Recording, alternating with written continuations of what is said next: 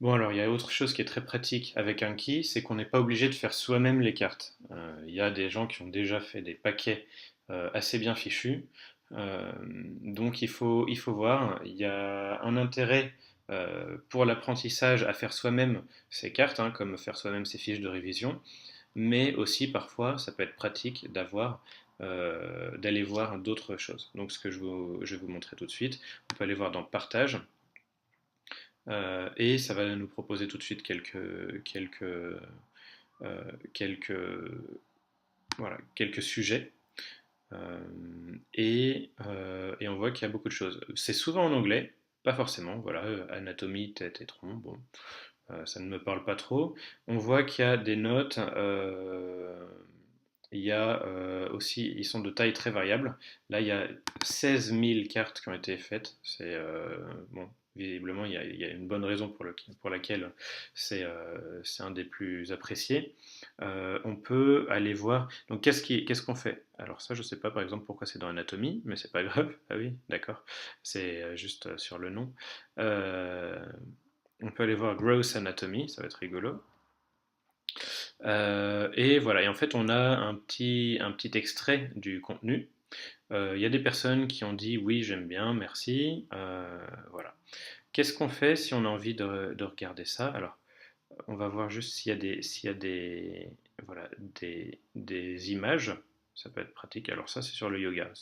Bon, j'imagine qu'il y a voilà, de la euh, anatomie quelque part sur une des cartes. Et c'est ça, c'est pour ça que c'est remonté. Donc voilà, imaginons que je veuille apprendre quelque chose sur le yoga. Je vais télécharger le logiciel, pardon, voilà, ce fichier-là sur mon bureau et je vais pouvoir retourner sur Anki et faire, alors comment est-ce qu'on fait? Importer. Voilà, et paf. Et du coup, bon alors là il y a un deck et il y a des sous-decks, c'est pas très compliqué à faire, mais c'est pas hyper utile tout le temps non plus. Et voilà, et donc je clique dessus et j'ai tout de suite accès à, ben voilà.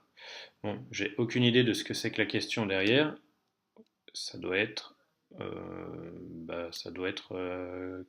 voilà, une technique de yoga. Et l'idée, c'est de les apprendre. Donc, bah, ça, si moi j'essayais d'apprendre, bah, je dirais, là, ça, je vois pas du tout. Donc, il faut que je retienne que c'est le Shavasana Corpse. Bon, ok. Ensuite, ça, je ne sais pas non plus. Halasana Flow. Bon, l'idée, c'est que déjà, en faisant ça, vous pouvez voir qu'on peut rajouter des images. On pourrait aussi avoir de l'audio. Mais mon objectif, c'était surtout de vous montrer qu'on peut bénéficier enfin, du travail d'autres personnes. Il y a des bibliothèques de cartes, tout simplement.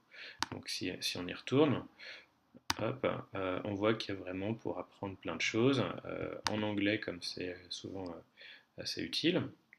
Voilà, on a beaucoup, beaucoup de choses. Alors, il y a aussi des decks qui sont optimisés pour des personnes voilà, qui parlent et portugais et anglais. C'est pas notre cas à nous, souvent. Mais il y a du full anglais,